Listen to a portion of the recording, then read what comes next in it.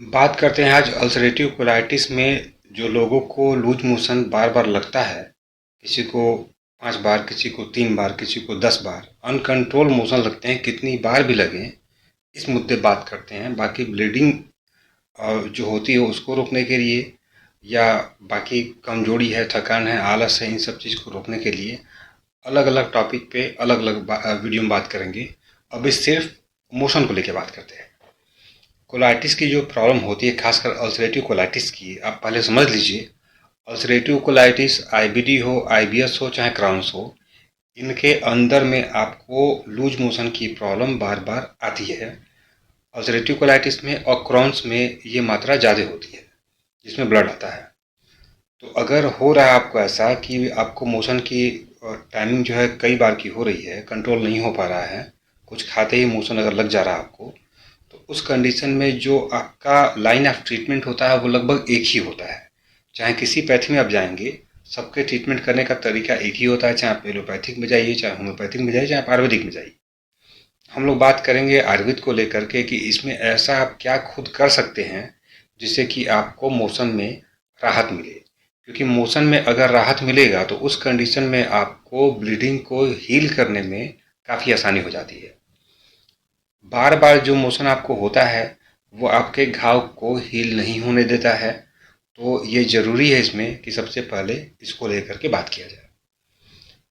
खान पान और परहेज के बारे में मैंने भी काफ़ी जिक्र किया है, और आप अल्सरेटिव कोलाइटिस के पेशेंट होंगे तो आप लोगों ने भी काफ़ी रिसर्च कर रखा होगा, काफ़ी आपको तजुर्बा होगा। एक रैंडमली मैं छोटा सा बता दे रहा हूँ आपको कि कैसे कैसे क्या रखना है। इसके बाद बात करेंगे कि इमोशन को कैसे रोकें। जो चीज़ें आपको आसानी से पच जाती हैं, इनको आपको खाना होता है। धूल या जहाँ पे मक्खियाँ हो, कीट पतंगे होते हो, वहाँ पे आपको उस तरीके का खाना आपको अप्लाई नहीं करना है। चाहे होटल का हो या कहीं गंदगी से खाना बना हो, यूज़ नहीं करना है। कभी भी आपको वैसा बर्तन खाने का यूज़ नहीं करना है जो बार बार यूज़ किया जा रहा है किसी होटल वगैरह में। खासकर वहाँ पे, घर में तो सफाई होती है, आप कर सकते हैं, बाहर का नहीं करना है। बाहर हमेशा डिस्पोजल का यूज़ करें। कभी भी जूस पीना है तो घर पे बना करके पीजिए, मार्केट का आपको नहीं लेना है। ये छोटी छोटी बातों का आपको ध्यान रखना है। रॉ मटेरियल यानी जिसमें डस्ट पार्टिकल आपको डायरेक्ट आपके शरीर में जाए, वो आपको नहीं लेना, वो घाव को बढ़ाने का काम करता है। सलाद खाते हैं तो जो चीज़ ज़मीन के अंदर होता है उसको आपको उसके छिलके को निकाल करके और फिर आप उसको गर्म पानी में डालिए कुछ देर के लिए, फिर आप उसको अप्लाई कर लीजिए। ये होता है खाने पीने का एक रैंडम जो आप लोग करते होंगे। जो बीज वाले फल होते हैं इनका यूज आपको नहीं करना है। जिनके अंदर बीज होता है, छोटे छोटे बीज, जैसे अमरूद होता है आपका, या जो कुछ बेरियां होती हैं आपकी, ये आपको नहीं लेने होते हैं। कुछ फल के बीज निकाल करके आप गूदा खाते हैं, शरीफा है ले सकते हैं, अनार है आप ले सकते हैं, लेकिन बीज को निकाल दिया करिए। अनार का आपको जूस अगर लेना है तो आप घर पे निकालिए और 50 ml 100 ml के हिसाब से आप इसको कई बार करके आप ले लीजिए। एक साथ में बहुत ज़्यादा आपको नहीं लेना, वो नुकसान करेगा आपको। और नुकसान तब करेगा जब आपको ब्लीडिंग ये की मात्रा ज़्यादा हो या आपको टाइमिंग ज़्यादा आ रही हो। अगर ब्लीडिंग नहीं हो तो उस कंडीशन में, कुछ कंडीशन में आपको ये फ़ायदा कर सकता है, नहीं तो ये दिक्कत करने का काम करता है।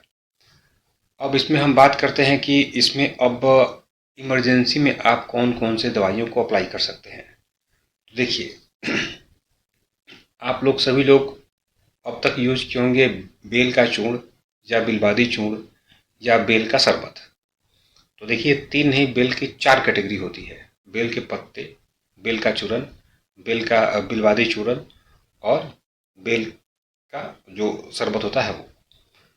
आपको करना क्या है, देखिए, ये चारों वैरायटी आपको सूट नहीं करती है। बेल का चूर्ण या बिलवादी चूर्ण आपको मार्केट में मिल जाएगा। बेल का चूर्ण आपको लूज में मिल जाएगा। बिलवादी चूर्ण आपको किसी ब्रांड का मिलता है मार्केट में, ले सकते हैं। बेल का शरबत भी बहुत लोग ले सकते हैं। और बेल के पत्ते का यूज स्पेशली चाय बनाने में करते हैं, वो मैं अलग बता दूंगा आपको। तो कभी भी आपको लेना हो बेल का शरबत, चाहे बेल का पाउडर या बिलवादी चूर्ण, ये आप इसको 1 बार, 2 बार या 3 बार या 4 बार भी आप ले सकते हैं, 2-2 ग्राम या 3-3 ग्राम के हिसाब से। लेकिन कोशिश करें कि खाना खाने के कम से कम 1 या 2 घंटा पहले आप इसको ले लें। ये सबको फ़ायदा नहीं करता है, कुछ हद तक मोशन को कंट्रोल करने का काम करता है, लेकिन किसी को कब्जियत होती है तो दिक्कत कर देता है। अल्सरेटिव कोलाइटिस में कभी आप ये मत कल्पना करिए कि आपको मोशन एक बार में आ करके टिक जाए। एक बार होगा तो कब्जियत होगा तो वो भी आपके लिए नुकसानदायक है, और बार बार होगा वो भी आपके लिए नुकसानदायक है। तो मोशन आपको 2 बार चाहे 3 बार अगर हो, 4 बार भी हो, तो उसको बहुत ही अच्छा रिलीफ मानते हैं अल्सरेटिव कोलाइटिस में, कि इसमें आपको हीलिंग कर सकते हैं। बार बार आपको खाना नहीं खाना होता है। बहुत डॉक्टर सलाह देते हैं कि आप बार बार खाना खाया करिए, ऐसा नहीं करते हैं इसमें, क्योंकि इंटेस्टाइन को जब रेस्ट देंगे आप तो ही रिकवरी हो सकती है। बार बार खाना खाएंगे तो इंटेस्टाइन को रेस्ट आप नहीं दे सकते हैं। लिक्विड डाइट आपको ज़्यादा लेनी होती है, खासकर डिसेंट्री अगर होता है तो। अब डिसेंट्री में बहुत लोगों को ऐसा होता है कि उनके शरीर में कमजोरी, थकान, आलस की मात्रा बहुत बढ़ जाती है, उठ नहीं पाते हैं। उस कंडीशन में क्या करें? तो उस कंडीशन में देखिए, कुछ चीज़ आप अप्लाई कर सकते हैं। जैसे आपको बाजार में नारियल का जूस मिलेगा, आप ला सकते हैं नारियल, और नारियल के पानी को आपको पीना है। अब बहुत लोग क्या करते हैं कि नारियल का पानी इकट्ठे लेकर के पी गए, ये गलत है। जब भी आप नारियल का पानी लीजिए 100 ml के रेशियो में आप उसको कई बार लें। पानी और नारियल का पानी, ये दो ऐसी चीज़ें हैं जिसको आप 24 आवर आप कभी भी ले सकते हैं, कितनी भी ले सकते हैं। लेकिन अल्सरेटिव कोलाइटिस में या क्रॉन्स की बीमारी में आपको इसकी मात्रा 100 ml के आसपास करनी होगी, और इसको आप कई बार में अप्लाई कर सकते हैं। ये आपके शरीर को पूरा एनर्जी देगा। जब भी आपको डिसेंट्री की प्रॉब्लम हो, आप अगर खाना खाएं चाहे न खाएं, लेकिन नारियल के पानी को आप बढ़ा दीजिए। यानी आप इसको दिन भर कुछ न कुछ अमाउंट करके आप लेते रहिए, तो ये कभी भी आपको सुस्ती, थकान, आलस, कमजोरी नहीं लाएगा, और आपके पूरे इंटेस्टाइन की मीडियम को एल्कलाइन बनाता है। और जब मीडियम आपके शरीर का एल्कलाइन होगा तो उस कंडीशन में आपके शरीर में रिकवरी का रेशियो हमेशा बढ़ जाता है, और रोग नहीं बढ़ता आपका। तो ये काम जरूरी करें। दूसरा, कुछ लोग क्या करते हैं कि गंगाधर चूर्ण अपने पास रखते हैं। ये भी एक बहुत अच्छा ऑप्शन होता है आपको, कि ये आपके मोशन को कुछ हद तक कम करने का काम करता है। लेकिन ये चीज़ें आपको सबको सूट नहीं करती। मैं केवल काष्ठ औषधि के बारे में बात कर रहा हूँ, जो चीज़ आप इजीली ले सकते हैं, जिसका कोई साइड इफेक्ट नहीं होता है, ये आप ले सकते हैं। लेकिन 2 से लेकर के 3 ग्राम के आसपास इसका डोज रहेगा, और सुबह खाना खाने के, नाश्ता करने के ठीक 1-2 घंटा पहले आप इसको बेल के चूर्ण या बिलबादी चूर्ण के साथ में ऐड करके आप ले सकते हैं, और शाम को भी ऐसे ही ले सकते हैं आप। फिर इसमें बाल चतुर्भुज चूर्ण, एक ये कॉमन चूर्ण है जिसको अल्सरेटिव कोलाइटिस का लगभग डॉक्टर ना के बराबर यूज करते हैं, कोई यूज करता ही नहीं है। ये भी एक बेस्ट सोल्यूशन है। अगर तीनों की मात्रा मिल जाएगी आपको तो बेस्ट कॉम्बिनेशन होगा आपके मोशन को कंट्रोल करने के लिए। टैबलेट की इसमें बात अगर करते हैं, तो टैबलेट में आपको, जैसे आपने नॉर्मल कुटज घनवटी लिया होगा, देखिए क्लासिकल मैं मेडिसिन की बात करता हूँ, मैं किसी प्रोडक्ट की बात नहीं करता हूँ। प्रोडक्ट तो बहुत लोग बेचने वाले हैं, लेकिन क्लासिकल मेडिसिन आपको हर जगह मिलती है, पूरे दुनिया में इसी नाम से मिलेगी आपको। कुटज घनवटी और निरपति वल्लभ रस, ये दो चीज़ें आपकी हो गई जो आपके मोशन के टाइमिंग को कंट्रोल करने का काम करती हैं। अगर इन पाउडर से नहीं कंट्रोल में आता है, कंट्रोल में तो आएगा, 10%, 20%, 50, 100 भी आता है इसमें, लेकिन कभी तुरंत फ़ायदा करता है, कभी 2-4 दिन का वक्त लगाता है। अगर लगता है कि कुछ टाइमिंग लग जा रही है, कुछ आपको तसल्ली भरा रिजल्ट नहीं मिल पा रहा है, तो उस कंडीशन में आप कुटज घनवटी निरपत वल्लभ रस को आप दिन में 2 बार या 3 बार एक एक गोली इसको आप इस्तेमाल कर सकते हैं। ये काफ़ी सेफ है आपके लिए, इसके कोई साइड इफेक्ट नहीं होते हैं। लेकिन आप हमेशा याद रखिएगा, बहुत लोगों ने कुटच खाया होगा, बहुत लोगों ने इन दवाइयों को खाया होगा, लेकिन ये आयुर्वेदिक दवाइयाँ हैं। एक ही दवाई को 10 रोगों में आप डाइवर्ट कर सकते हैं, उनके खाने पीने तरीके को चेंज करके। कभी आपको लगता है कि आपने कुटच घनवटी लिया है, और जरूर लिया होगा, आपने कहीं आयुर्वेद इस्तेमाल किया होगा, तो आयुर्वेद आपने किया है तो तरीका बदल लिया अपना, क्योंकि इसमें बेहतर तरीके से ही आपको रिलीफ मिलता है। आप क्या करिए कि कुटच घनवटी को और जो आपका निरपति वल्लभ रस है, छोटा सा इमाम दस्ता आप ले लीजिए। बहुत जगह संगमरमर के छोटे इमाम दस्ते मिलते हैं, सस्ते मिलते हैं, 50-100 रुपये के मिल जाते हैं, लेकर के आइए। और इस इमाम दस्ते में आपको कुटच घनवटी को, निरपति वल्लभ रस की गोली को आप एक एक गोली ले करके इन दोनों को पाउडर बनाइए। इसको इतना रगड़ करके पाउडर बनाना आपको, कि जब तक कि ये आपको, जो आपके इमाम दस्ता में जब आप रगड़ेंगे और ये पाउडर के तरीके से बिल्कुल लगे कि उड़ ना रहा हो, तब तक बिल्कुल सॉफ्ट हो जाएगा, तब तक बनाइए। और इसको भी आप अपने पाउडर के साथ में ऐड करके अप्लाई कर लीजिए। ये एक बेस्ट सोल्यूशन है, और मेरा मानना ये है कि 100 में से कम 70% केस में आपको ये बहुत, इसका सक्सेस रेट अच्छा है। लगभग हर लोगों को इसका रिजल्ट देखने को मिल जाता है। इसका ब्लीडिंग से कोई रोल नहीं होता, ये सिर्फ आपके मोशन के टाइमिंग को कंट्रोल करने का काम करता है, और मोशन को एक एवरेज पे ला करके फिक्स रखता है। जब कभी लगता है कि मोशन आपका एक बार में कन्वर्ट हो गया है तो आप इसका डोज कम करिए, ताकि ये मोशन आपको 2 से 3 बार में हो। कभी मोशन एक बार में कन्वर्ट नहीं करना आपको। अब मैंने बताया बेल के पत्ते का यूज़ का। तो जो आपको बार बार मोशन लगता है, तो देखिए जितनी चीज़ें कषाय रस की होती हैं, अमरूद का पत्ता, जामुन का पत्ता, ये 2 चीज़ें आपको इजीली मिल जाएंगी। अब इसमें करना क्या है आपको, जैसे आपने जामुन का पत्ता आधा ही ले लिया, आधा पत्ता बहुत है। आपको अगर बेल का पत्ता मिल जाए तो 2 पत्ता बेल का बहुत है। 1 पत्ता उसमें आप डाल दीजिए तुलसी का, 2 पत्ते आप डाल दीजिए उसमें आप करी पत्ते के, और इसको क्या करिए कि आप उबालिए। उबालने के बाद में आप इसको आधा कप से भी कम कर लीजिए, और दिन में 2 बार चाहे 3 बार आप इसको पीना शुरू करिए।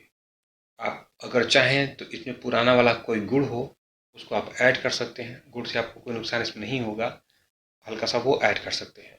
अगर डायबिटीज़ के पेशेंट हों, जो लोग अगर शुगर फ्री लेते हैं, तो वो इसमें हल्का फुल्का ऐड कर सकते हैं। हनी अप्लाई नहीं करना है, शुगर अप्लाई नहीं करना है, मिश्री अप्लाई नहीं करना है इसमें आपको। या तो आप ऐसे इसको लेकर के बना करके पी लीजिए। फ्लेवरिंग के लिए 2 चुटकी इसमें हल्दी डाल दीजिए। फ्लेवरिंग के लिए इसमें आप थोड़ा सा मुलैठी मुलैठी सौंफ आप उसको डाल सकते हैं। जीरा 2 चुटकी आप डाल सकते हैं। तो एक इसका जायका बन जाएगा आपको। गुलाब के फूल का पाउडर आपको पंसारी की दुकान पे मिलता है, वो भी थोड़ा सा डाल देंगे तो इसकी फ्लेवरिंग अच्छी हो जाएगी, यानी कि आपको पीने में अच्छा लगेगा। और ये आपके पेट को ठंडा रखेगा। ठंडा तो रखेगा, साथ साथ में आपके मोशन के ऊपर में इसका डायरेक्ट वर्क होगा। लेकिन क्वांटिटी जो इसकी है वो मिनिमम रखिए आप। कोलाइटिस में क्वांटिटी पे ध्यान दी जाती है हमेशा, चाहे वो आपकी डाइट हो चाहे वो आपकी दवाइयाँ हो। आप आधा कप के आसपास रखिए, ताकि 2-4 घूंट में आप इसको ख़त्म कर लीजिए, वो सफिशियंट आपके लिए है। जो टैबलेट मैंने बताया आपको, जो मैंने पाउडर बताया आपको, ये लगभग हर कंपनी बनाती है। ये कोई प्रोडक्ट नहीं है कि आपको कहीं मिले ना, लगभग हर जगह मिल जाएगा।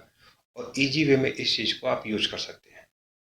जो ब्लड की बात है, ब्लीडिंग को रोकने का जो तरीका है, वो एक टफ तरीका है, और जिसमें आपकी क्लासिकल मेडिसिन यूज होती हैं, कुपीपक रसायन रस औषधियाँ और जितनी भस्में हैं, इनका यूज करना पड़ता है।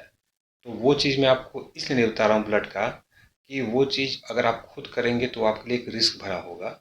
लेकिन मैं इसकी जानकारी नेक्स्ट वीडियो में आपको दूंगा कि अनकंट्रोल ब्लड को कम से कम कुछ हद तक कैसे आप कम कर सकते हैं, ताकि कोई भी सीरियस कंडीशन आपके सामने पैदा न हो। अभी मैंने एक छोटा सा केवल आपको डिटेल दिया है कि मोशन को किस तरीके से आप रोक सकते हैं। कुछ लोग मेथी खाते हैं, तो मेथी को आप क्या करिए कि रात को आप पानी भिगो दीजिए। सुबह के टाइम पे आप मेथी को मत खाइए, आप सिर्फ पानी को पी लीजिए। ये बहुत ही स्लो रेशियो में आपके शरीर पे वर्क करेगा, और आपके मोशन को धीरे धीरे करके हफ्ता भर में आपको जो है कंट्रोल करना शुरू करेगा। लेकिन कभी भी याद रखिएगा, आपको मोशन एक बार पे कन्वर्ट नहीं करना है। ये अल्सरेटिव कोलाइटिस के लिए बहुत नुकसानदायक वाली चीज़ें होती हैं, जो आपके इस रोग को बढ़ाती हैं। मैंने बाकी आपके खाने पे, डाइट पे काफ़ी बता रखा है, तो आप हमारे वीडियो में देख करके समझ सकते हैं। या कोई कन्फ्यूजन हो तो आप कमेंट करिए, या हमारे व्हाट्सअप नंबर पे आप व्हाट्सअप करिए।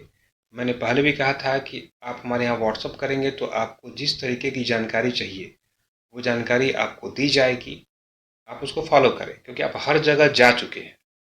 कोलाइटिस के पेशेंट पूरी दुनिया घूम चुके होते हैं, ये अपने आप में एक डॉक्टर होते हैं, और इनको काफ़ी तजुर्बा होता है कि किस चीज़ से इनका रोग बढ़ता है, किस चीज़ से इनका रोग घटता है।